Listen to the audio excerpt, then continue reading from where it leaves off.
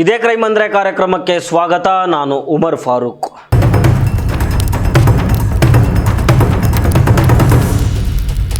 ನಮ್ಮ ಸಮಾಜದಲ್ಲಿ ಜನರ ತಾಳ್ಮೆ ಎಷ್ಟರ ಮಟ್ಟಿಗೆ ಕಳೆದೋಗಿದೆ ಅಂತಂದರೆ ಕ್ಷುಲ್ಲಕ ಕಾರಣಗಳಿಗೂ ಜೀವ ತೆಗೆಯೋದಕ್ಕೆ ಜನ ಹಿಂದೇಟು ಆಗ್ತಾ ಇಲ್ಲ.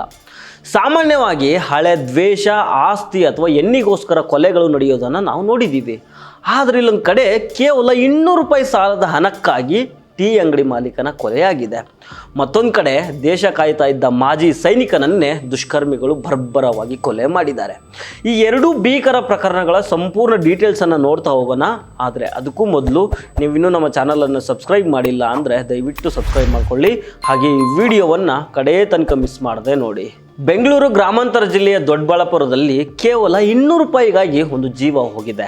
ದ್ಯಾವಸಂದ್ರ ಗ್ರಾಮದ ಮಂಜುನಾಥ್, ಇವ್ರಿಗೆ 40 ವರ್ಷ ವಯಸ್ಸು, ಕೊಲೆಯಾದ ದುರ್ದೈವಿ. ಇವರು ದಾಬಾಸ್ಪೇಟೆ ದೊಡ್ಡಬಳ್ಳಾಪುರ ಹೆದ್ದಾರಿಯ ಅಪ್ಪ ಕಾರನಹಳ್ಳಿ ಗೇಟ್ ಬಳಿ ಟೀ ಅಂಗಡಿಯನ್ನು ನಡೆಸ್ತಾ ಇದ್ರು. ಮುನಿಯಪ್ಪ ಅಲಿಯಾಸ್ ಮುನಿರಾಜು ಎಂಬಾತ ಈ ಅಂಗಡಿಯಲ್ಲಿ ಆಗಾಗ ಟೀ, ಸಿಗರೇಟ್ ಸಾಲವಾಗಿ ತಗೊಳ್ತಾ ಇದ್ದ. ಈತನ ಹಳೆ ಬಾಕಿ ಮೊತ್ತ 200 ರೂಪಾಯಿ ಆಗಿತ್ತು. ಇತ್ತೀಚೆಗೆ ಅವನು ಮತ್ತೆ ಅಂಗಡಿಗೆ ಬಂದು ಸಾಲ ಕೇಳಿದಾಗ ಮೊದಲು ಹಳೆ ಬಾಕಿ 200 ರೂಪಾಯಿ ಕೊಡು, ಇನ್ನು ಮುಂದೆ ನಿನಗೆ ಸಾಲ ಕೊಡಲ್ಲ ಅಂತ ಟೀ ಅಂಗಡಿ ಓನರ್ ಮಂಜುನಾಥ್ ಖಡಕ್ಕಾಗಿ ಹೇಳಿರ್ತಾರೆ. ಇದೇ ವಿಚಾರಕ್ಕೆ ಇಬ್ಬರ ನಡುವೆ ಮಾತಿಗೆ ಮಾತು ಬೆಳೆದು ಜಗಳ ತಾರಕಕ್ಕೇರಿದೆ.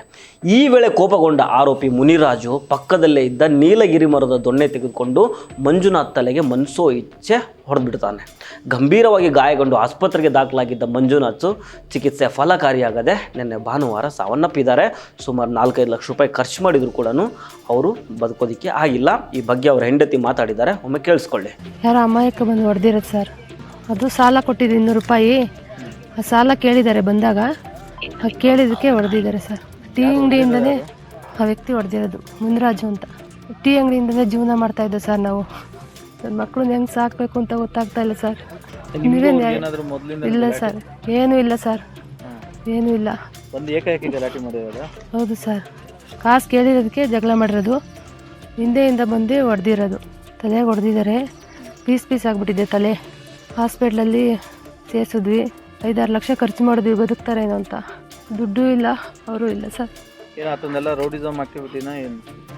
ಅದ್ರ ಬಗ್ಗೆ ಗೊತ್ತಿಲ್ಲ ಸರ್. ಜೀವನ ಮಾಡೋದು ಹೆಂಗೆ ಕಷ್ಟ ಆಗ್ಬಿಟ್ಟಿದೆ, ಹೆಂಗೆ ಅಂತ ಗೊತ್ತಿಲ್ಲ. ಮನೆ ಕುಟುಂಬಕ್ಕೆ ಒಬ್ಬರೇ ಆಧಾರ. ಹೌದು ಸರ್, ಅವರೊಬ್ಬರೇ ಇದ್ದಿದ್ದು. ಏನು ಕೆಲಸ ಮಾಡ್ತೀರಿ? ಬರೀ ಅಂಗಡಿ ನೋಡ್ಕೊಂಡೆ? ಹೌದು ಸರ್, ಅಂಗಡಿ ಅಷ್ಟೇ.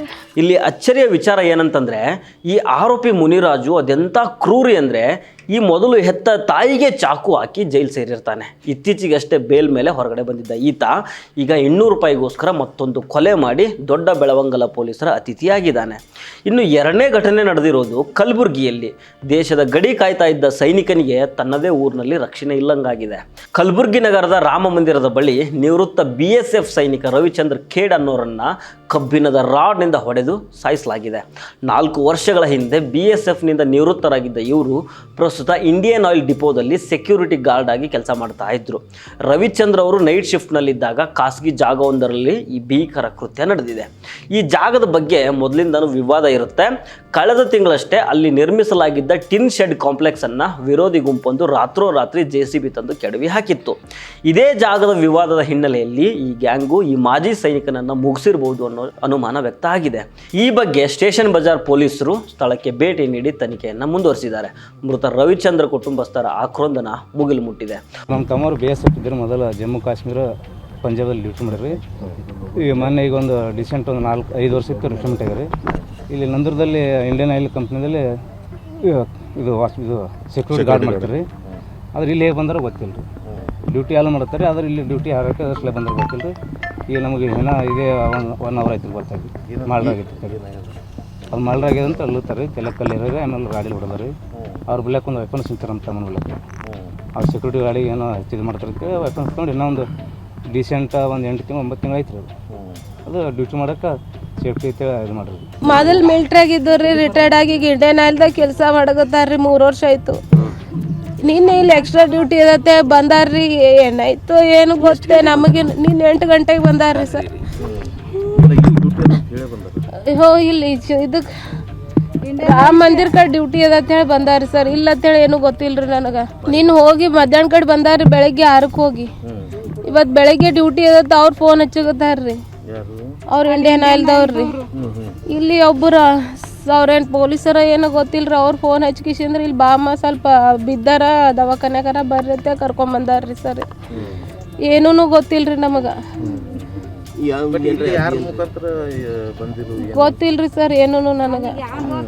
ಯಾರು ಬಂದಾರೋ ಏನು ಸುದ್ದಿ ಏನು ಹೇಳಲ್ರಿ. ಮನ್ಯಾಗ ಬಿ ಎಲ್ಲಿಗೆ ಹೋಗ್ತೀರ ರಾಮ ಮಂದಿರ ಕಡೆ ಕೆಲಸ ಅದ ಅಂತ ಹೇಳಿ ಬಂದಾರ್ರಿ ಈ ಕಡೆ. ಒಂದು ಕಡೆ ಕೇವಲ 200 ರೂಪಾಯಿಗಾಗಿ ಟೀ ಅಂಗಡಿ ಮಾಲೀಕನ ಬಲಿ, ಮತ್ತೊಂದು ಕಡೆ ಜಾಗದ ವಿವಾದಕ್ಕೆ ನಿವೃತ್ತ ಸೈನಿಕನ ಹತ್ಯೆ. ಈ ಎರಡೂ ಘಟನೆಗಳು ಸಮಾಜದಲ್ಲಿ ಮನುಷ್ಯನ ಕ್ರೌರ್ಯ ಯಾವ ಮಟ್ಟಕ್ಕೆ ಇಳಿದಿದೆ ಅನ್ನೋದಕ್ಕೆ ನಿದರ್ಶನ ಆಗಿದೆ. ಸೊ ಫ್ರೆಂಡ್ಸ್, ಇದು ಇವತ್ತಿನ ಇದೇ ಕ್ರೈಮ್ ಅಂದರೆ ಕಾರ್ಯಕ್ರಮ. ಮತ್ತೆ ಭೇಟಿಯಾಗ್ತಿರೋಣ. ನಮಸ್ಕಾರ.